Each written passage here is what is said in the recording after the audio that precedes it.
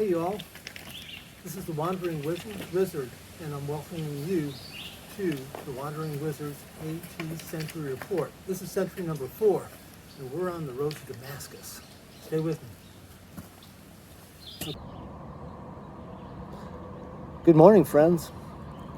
Well, I'm recording this this report from Atkins, Virginia, specifically from the Long Neck Lair Alpaca Farm and Hiker Bunkhouse. This is where I spent the night. It's a lovely place. If you have a chance to come here, I would highly recommend it. I think you'd enjoy it. So I'm naming this episode here On the Road to Damascus. And you know, of course, there's a biblical reference here, and that is from the book of Acts, where the person that Christians know as Paul, named Saul at that time, was a great persecutor of Christians. He was on his way to Damascus with some friends going to heartily persecute Christians in Damascus. And on his way, he was struck by a brilliant light, fell from his horse, presumably, or mule, to the road, and was blinded. His friends led him. Actually, while he was blinded, he heard a voice saying to him, "Saul, why are you persecuting me?" That is, why are you persecuting Christians? This was presumably Jesus who was saying that. His friends took him to Damascus, and for 3 days he remained blinded. At that time, Jesus told him on the way to Damascus. Jesus told him in a dream, presumably, to seek out a certain person. When he gets to Damascus, this person healed him, and he became then Paul rather than Saul, and was a fervent protector of Christians and proponent of Christianity. So this idea of being on the road to Damascus really implies more about internal changes that happen to a person. So for me, I was walking to Damascus, in this case Damascus, Virginia, rather than Damascus in the Middle East, and hiking. So this hiking is, we're walking all day long. And of course we have this gorgeous landscape that we're taking in. We might see animals that may or may not be commonly seen in maybe the cityscape that we find ourselves in. We hear these sounds of birds and all kinds of creatures and wind and rain and so on. But ultimately, we're walking. We're just walking. Right now, I typically walk somewhere around 15 miles per day. And that will take usually about 8 hours, or plus or minus an hour or two. The focus is, of course, on walking, but it's not only on just putting one foot in front of the other, it's also about not falling. So looking for rocks. The trails are covered with rocks and roots, with holes and bumps, with slippery surfaces. And so we have to pay a lot of attention to each footfall.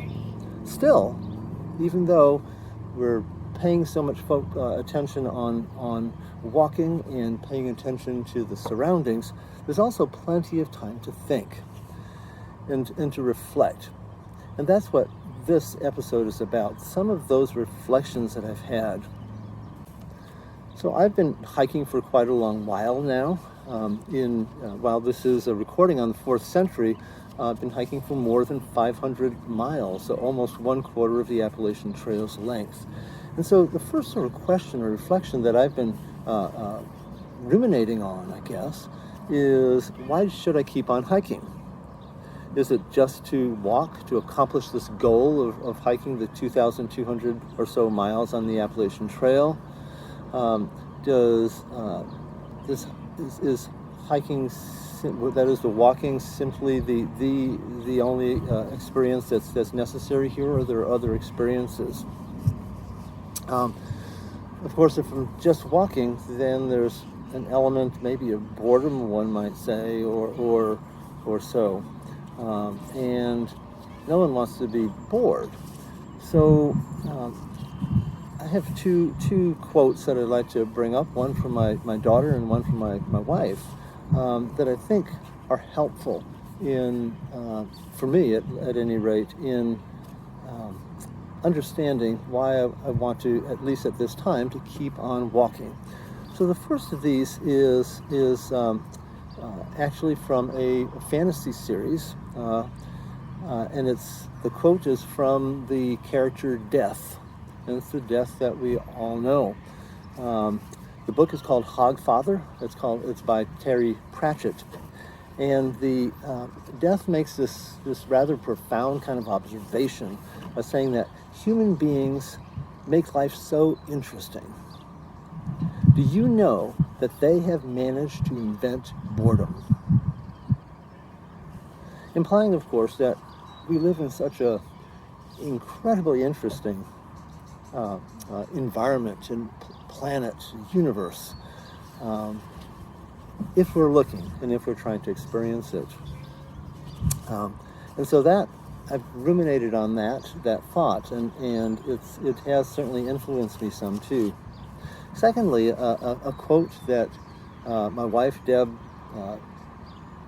has brought up in the past, and I think is really a profound one as well. Also from popular culture. This is a quote by Yoda, and Yoda in the Star Wars Episode 5, that is The Empire Strikes Back. And Yoda says if you recall, Yoda says to Luke Skywalker, as he's trying to learn how to harness the Force, he says, do or do not, but there is no try. And implying once again that one must make a decision as to what you're going to do, and to put all of your efforts into accomplishing that.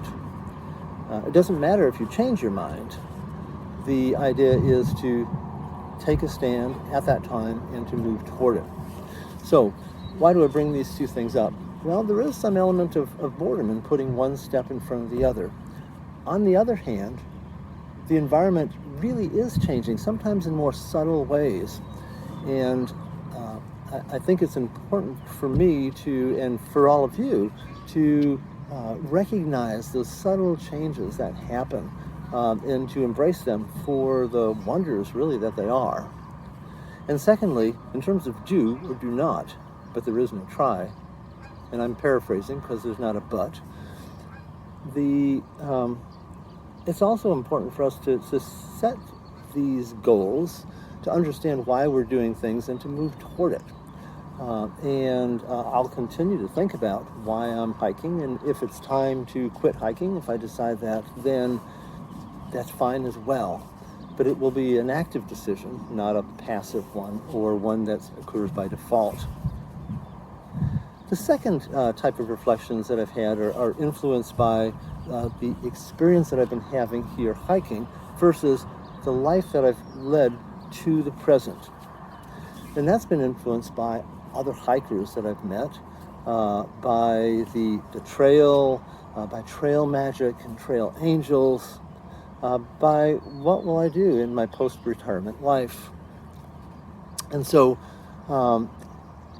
these